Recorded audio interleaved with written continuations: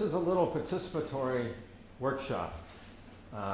Najib and I have done these things over the years, and I used to come here more often, but then I got involved with this academy, and so I've missed it. And in the meantime, lots of things are happening in the field of systems science and cybernetics, and so I want to report on that work today and tell you something about the academy that I've become involved with. And when we get to the participatory workshop, my colleague Tatiana Medvedeva from Russia will help a little bit in coordinating the activity. Okay, so basically what I want to talk about is organizing effective actions to advance systems and cybernetics. Now, this International Academy for Systems and Cybernetic Sciences was created by a group of Europeans who wanted to focus more attention on the fields of system science and cybernetics. And the Europeans like academies of science, and they create them more so than at least Americans do. So they created this society, and over time, I rose to become president.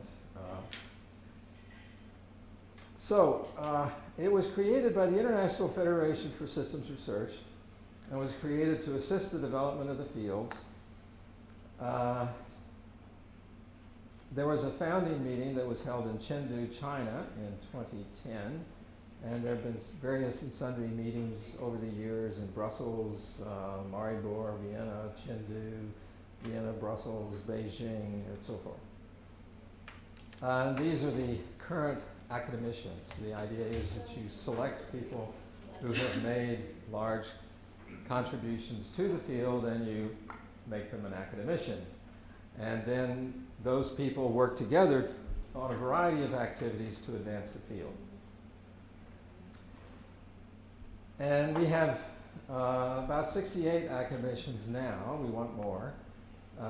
There you see that Europe is most largely represented. China, North America, Australia, Central and Latin America is underrepresented. Russia, Japan, Switzerland is underrepresented, and so forth. There's some of the people currently involved as officers. So the sources of nominations are other international federations. The International Federation for Systems Research that met in Vienna, the World Organization for Systems and Cybernetics, which meets every 3 years in various places around the world, and the European Union for Systemics. So if you have a local national society and you want to become involved in the activities of the Academy, you can just have your association join one of the existing associations. Or you can submit nominations straight out with the support of 3 current academicians. And the usual criteria for selection are standard academic criteria, publications, articles and books, citations of other writings, journal editorships, teaching abroad, practical applications, etc. And this just shows where the activity is. Mainly it's concentrated in Europe because that's where the most interested people are, but this indicates crossing boundaries to conferences. And these are the fields that the people come from: social science, biology, ecology, philosophy, engineering, physics, computer methods and mathematics, management, and business. So all those fields are represented, at least so far. Okay, now this is something you already know, but it might help to recapitulate it. There are positive trends in the world that are supporting the expansion of this academy. First, the International Council of Science has merged with the International Social Science Council, this is all European stuff, to form the International Science Council. Hence, social science has been accepted within science. That was problematic for many years. Continuing advances in communication and transportation aid the diffusion of ideas and collaboration. That wasn't always the case. Big data and data analytics provide new resources for research.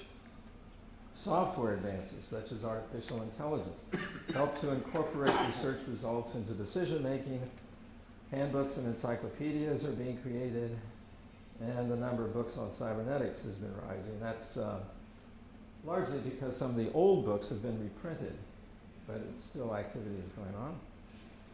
And then there are a number of things that we're thinking of doing further. The main thing I've learned about just recently is a great interest in something called literacy. For example, a friend of mine, Peter Tuddenham, who has been this past year president of the International Society for the Systems Sciences, was asked by somebody at NOAA, the National Oceanographic and Atmospheric Administration, to create a little brochure on ocean literacy. Okay, they thought that people didn't know much about the ocean. I mean, everybody knows where the ocean is, and everybody's looked at the ocean mostly. But it's hard to see down inside the ocean, and people don't have a very clear idea of how the ocean works with currents and weather and so forth like that. So the idea was to create better knowledge of ocean literacy and incorporate that knowledge into grade school and high school instruction primarily, but also in college level. So they did that. And it was a big hit. And people thought, hey, this is a great idea. You know, a way of presenting ideas about a scientific topic in an accessible manner to a large number of people. So other people said, well, we ought to do something like that. So there are now efforts underway in the area of network literacy. The question is, what should people know about networks by the time they graduate from high school? And specify what that knowledge is, and then incorporate that knowledge at the primary and secondary level. There's also an effort in the area of data literacy to help people understand what data is all about. And there's beginning to be an effort on system literacy, because everybody uses the word system. What does system really mean? What are the fundamental ideas about systems that would be useful for people to know at the primary and secondary level? And you can do the same thing about cybernetics. You could do something similar about artificial intelligence. So there's interest in this. People are working on it. Some of the money comes from agencies of the U.S. government, like the National Oceanographic and Atmospheric Administration, sometimes from the New York, the New York Hall of Science. It's a museum. Okay. So the Smithsonian Institution in Washington might be persuaded to create such a curriculum. And after you have a curriculum specified as to what the fundamentals are, you could then begin to build museum exhibitions that illustrate those basic ideas. So it's an approach to delivering basic scientific ideas to a larger population. Just to add one little thing, Stuart, certainly there's also cybersecurity or security literacy out there as well. Yes. Do you want your grade school people to know about that? Some of it, like things not to do. Yes, well that could certainly be part of the data literacy stuff, and it could certainly be included. Part of the network literacy stuff and part of the system literacy stuff. Well, you got the ideas. These are important topics. People need to know about them, and they're beginning to work on it. So, okay, so I suggest that we have a little exercise among ourselves, figure out what are the things that are important to know about. And we can say that we want to focus on systems, or we could focus on cybernetics, or we can focus on anything in this general area that you want. And I suggest that you cluster yourselves into groups, 3, 4, or 5, and each individual write down several ideas that are fundamental to this particular field, and then discuss them amongst yourselves. And then near the end, we'll discuss them jointly, and then we'll pass on the information to the people doing the literacy things. Shall we work on what we think that should be an issue in this field in literacy terms? Yes. Yeah, each group has to agree, I guess, on the subject, but other than that, it's your own. Yeah, write down what you think are 5 very important ideas that the general public should have some knowledge of. For example, in the case of oceans, there's only one ocean. We have North and South Atlantic, Pacific, Indian Ocean, and so forth, but it's all one ocean. All right? And the ocean affects human life.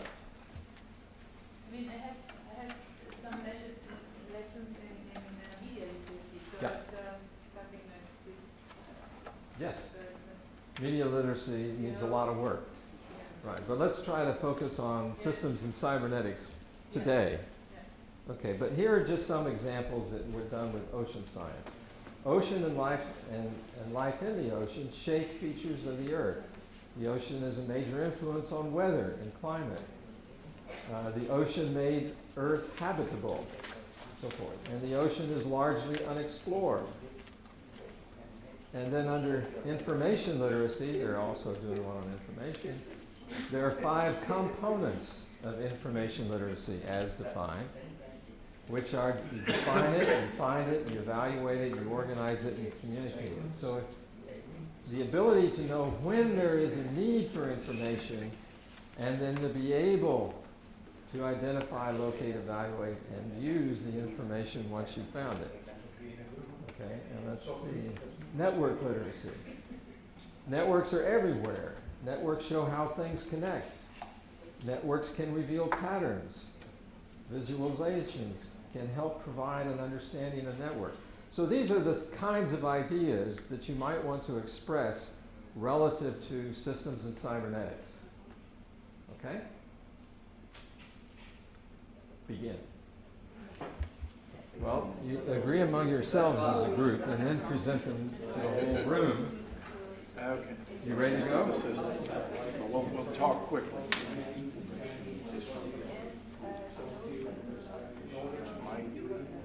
I'm not saying mine should be, but anything you have, please let me know. Systems have subsystems and supersystems. That goes on. You ready to go? All right, we have a volunteer group. Nice.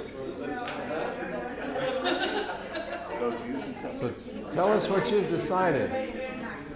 Somebody take notes on The this. interactions give rise to new perspectives.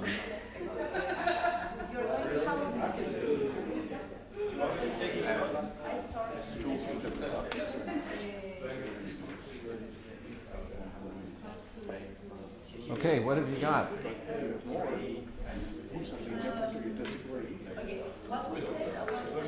Wait, hold on. Hey guys. Excuse me. You want to hear what this group is reporting? Ready? Okay. We have a report about to begin. So linear, so systems. Go ahead. Okay, so what we talked about is that the cybernetics in schools we should go even further than just to define them, but maybe teach a bit of algorithm design so that the students know, understand the basis of it, how it works in order to become, let's say, active citizens and not just passive citizens. Yeah.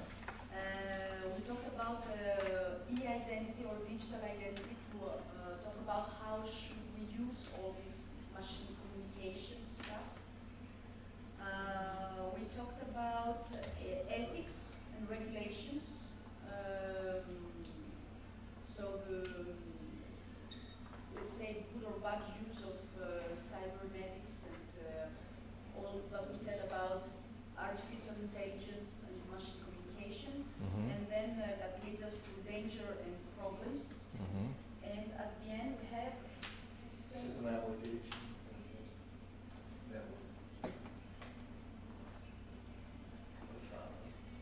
What was the last one? System application. System applications? Okay. Okay.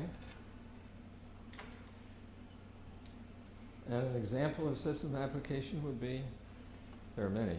Launch somebody to the moon. Oh, I Maybe see. a little complicated for kids. Yeah. Maybe do something similar. Well, at least they've heard about it. Okay, great. Next group?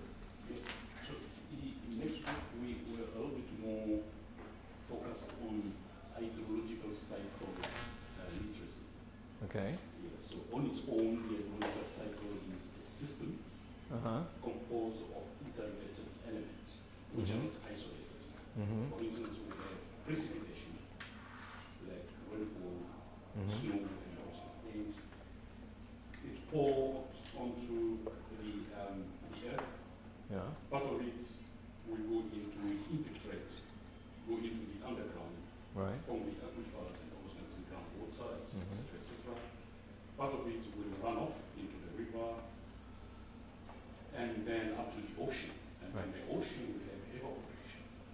and the corporations who go back again into partnership. So we have a very good cycle around that.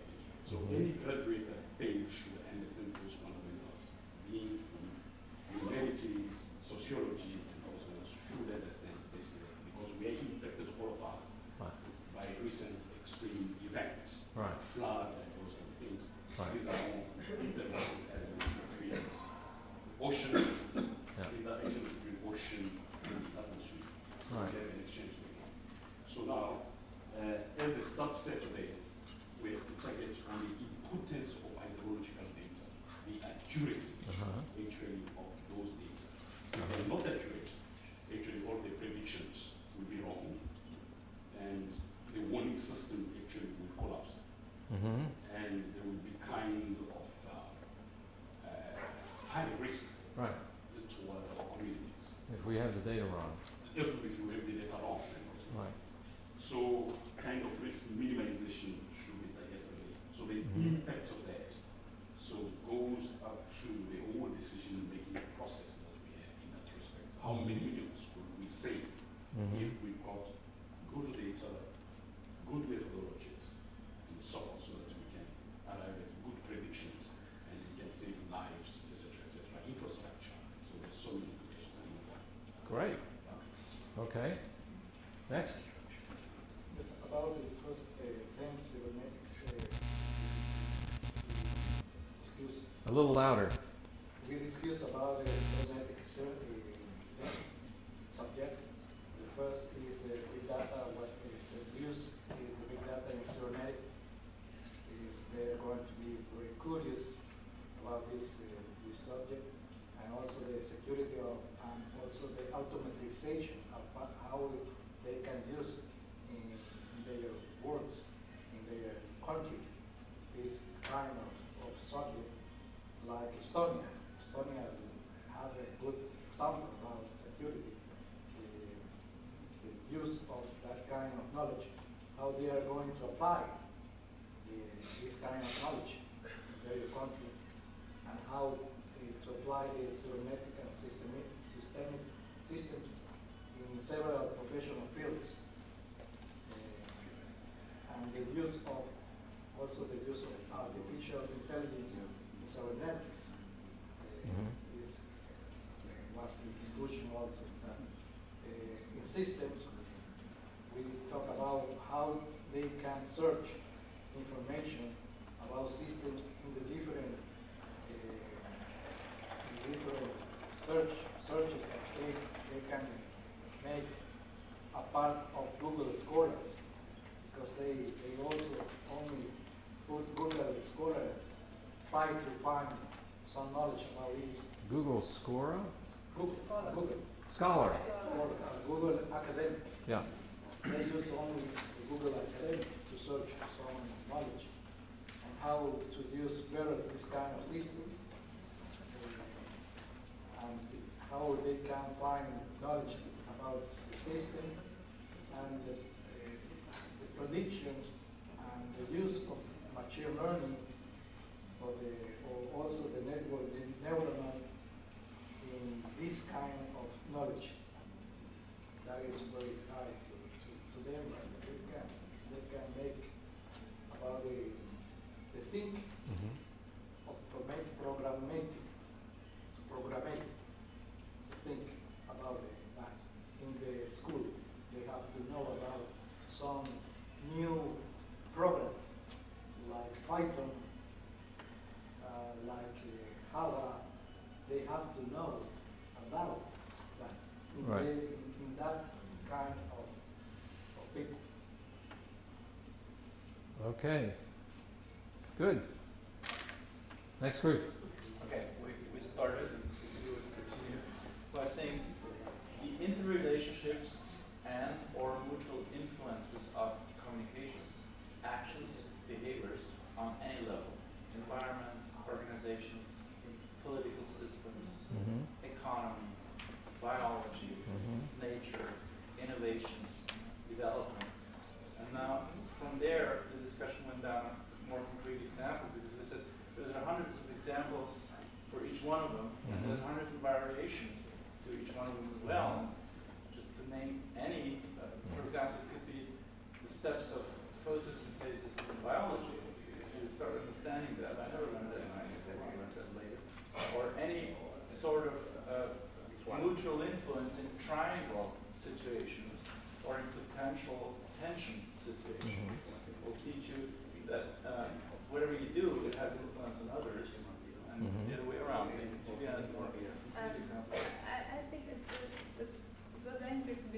three all of us wrote something down, and then we come together. We came together, and I have the feeling that Philip was focusing on this emotional influence to put it in the literacy for students. And Mr. Hashimoto was talking about may I tell him about yours? It's a people should know about connection influence, because connection is not one person to one person, but one person to another open question. So if one information uploaded, information very first spread to the global information. So people should know about that. You named it on the example of an internet. I mean, you upload something and it spreads very quickly everywhere. And it goes viral. Goes viral. Yeah. And I think this is interesting because one is the emotional influence and the other is like the complexity of the relationships in larger scale to understand it.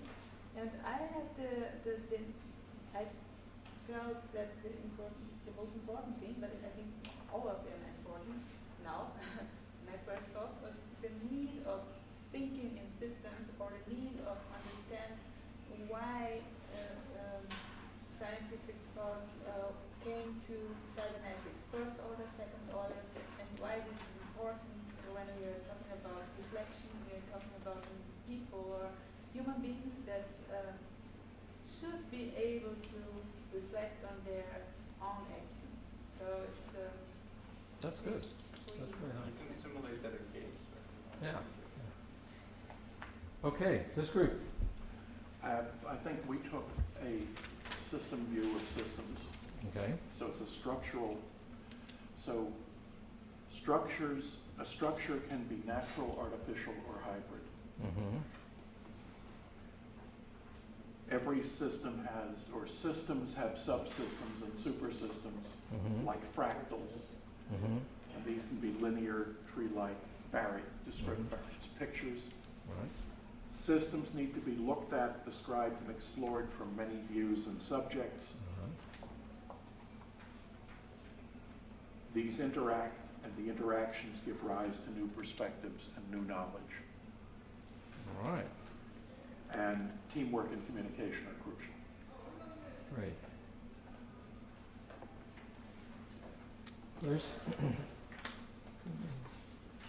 Did that get it? That gets it. Okay. I also have some on cybernetics, but we'll leave it. If you'd rather do it.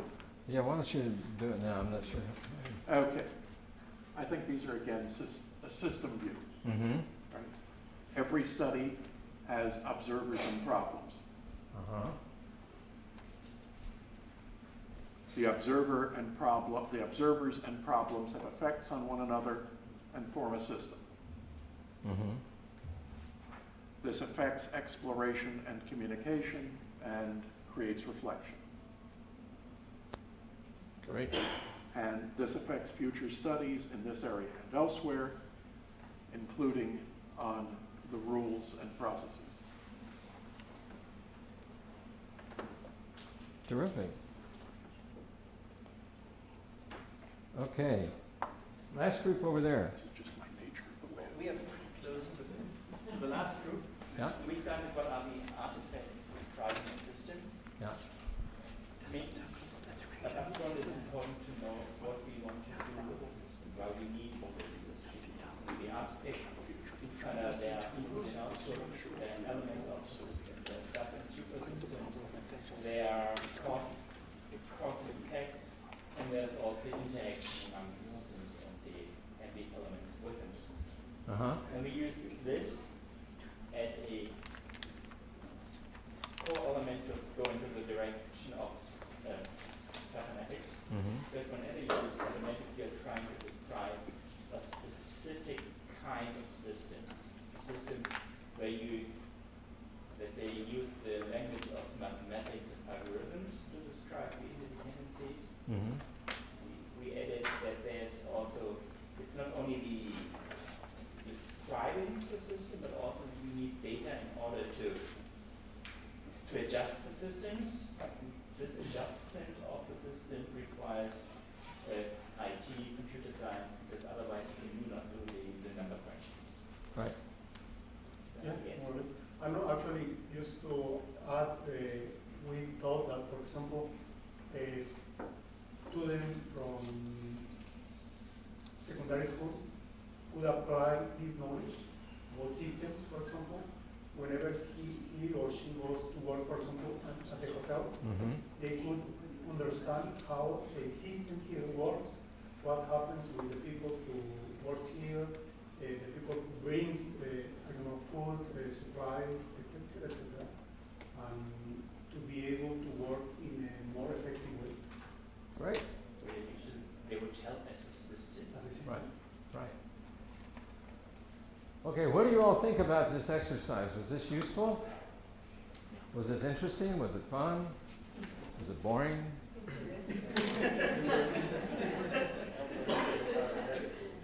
Helped you understand cybernetics? Well, that's probably. Yeah, okay, good.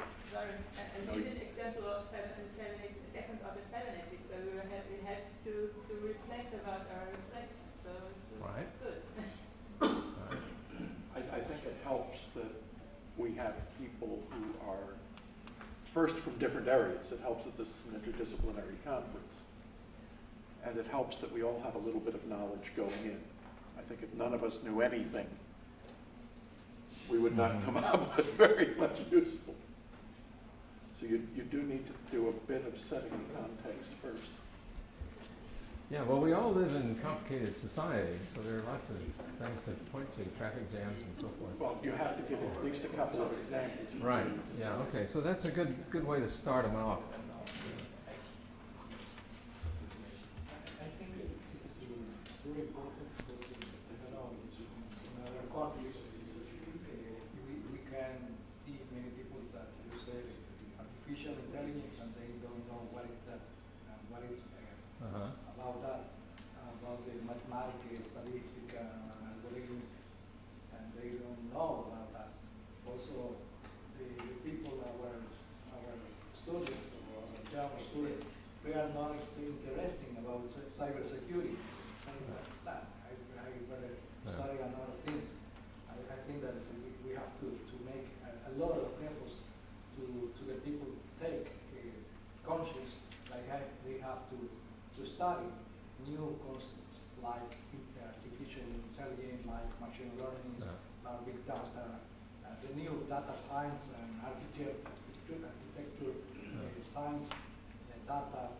They have to bring out of the mind. They have to go to the others on new things about it. So there's a need for this kind of curriculum and discussion. We have to make a revolution. Okay, you want to make a revolution? Right. Okay. About this, So, this kind of yeah, right. Yes. Just a comment and a reflection as well. I think the modern term in terms of data is big data, big data, big data. But on the other side, in some of the countries, the developing countries and so forth, countries which are more, between quotations, underdeveloped, between quotations.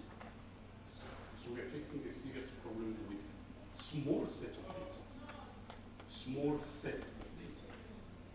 Yet people are more marketing on big data, but we have a serious problem with small data. That we haven't developed robust methodologies so far to deal with those small data. And sometimes you want to make a decision in the absence of data. So they want to develop a certain place, erect a bridge and all those kind of things and so forth. But the community say, but we don't have data. Are we going to say we are not going to make any decision? Or what are we going to do? Or are we going to wait for quite some time to collect some data?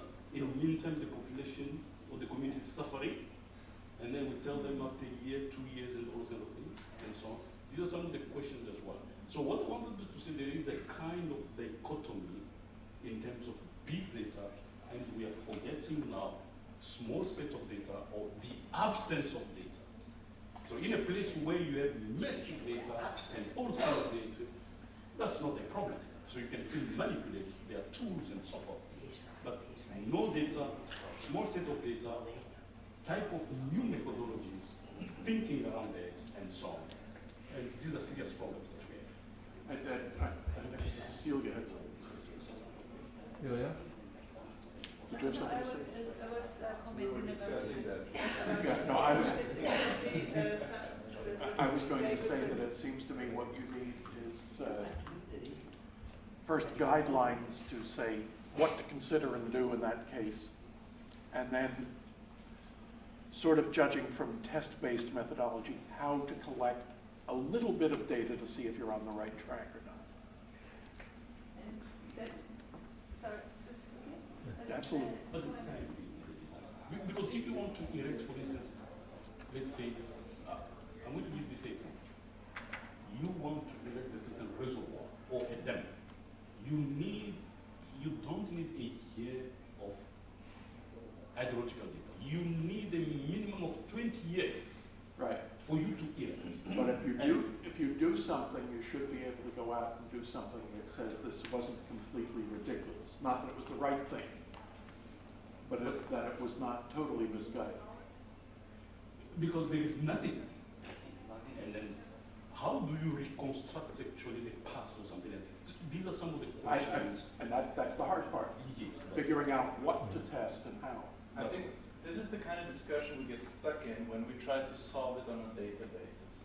If instead of doing that, we would teach our young guys in the school how to solve things by looking at the grammatical, at the syntactic patterns behind the system, we would need much less data and we would have much more understanding in a much earlier state. I'll give you a simple example.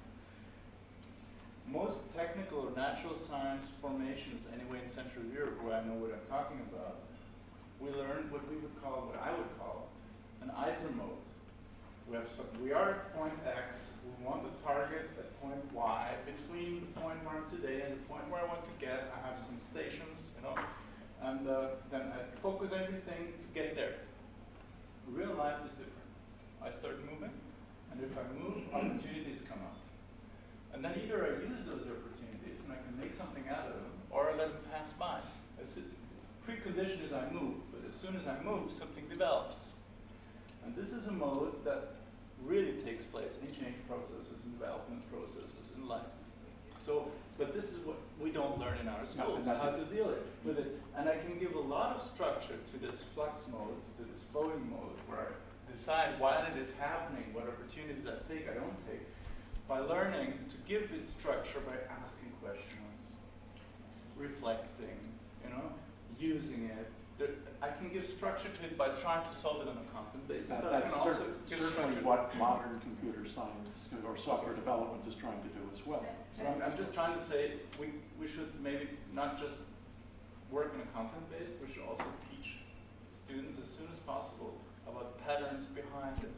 And But then they also- do- And not just data. And then they have a structure, and whatever data they want to fill it with, but the structure will give them orientation. Right, but then you need to be able to recognize catastrophe That's it. and exception. And that's possible. That's possible. Huh? And then have to say either you must deal with it and then you come down to his problem, or we can pass it by. Because actually the government and those kind of things, before they actually put in money and those kind of things, we would have to demonstrate with some kind of risk analysis and those kind of things. If we do this, this will happen as well. So Stuart, I got one more. you remain in a type of uncertainty and those kind of things. You deal with those kind of things. Andre? Okay, sir. We have, I just, we have this situation with less data when we have to decide things in management, for instance, because you don't know about the future.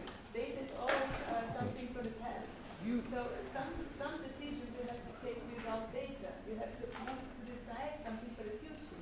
But if they ask you what are the, because and you measure the concept decisions that you You need to cannot make always now. measure that. Yeah, that's what I'm saying, because the government to put money into that, they would appreciate to have a clear picture. Yeah, but you can't, that's not reality.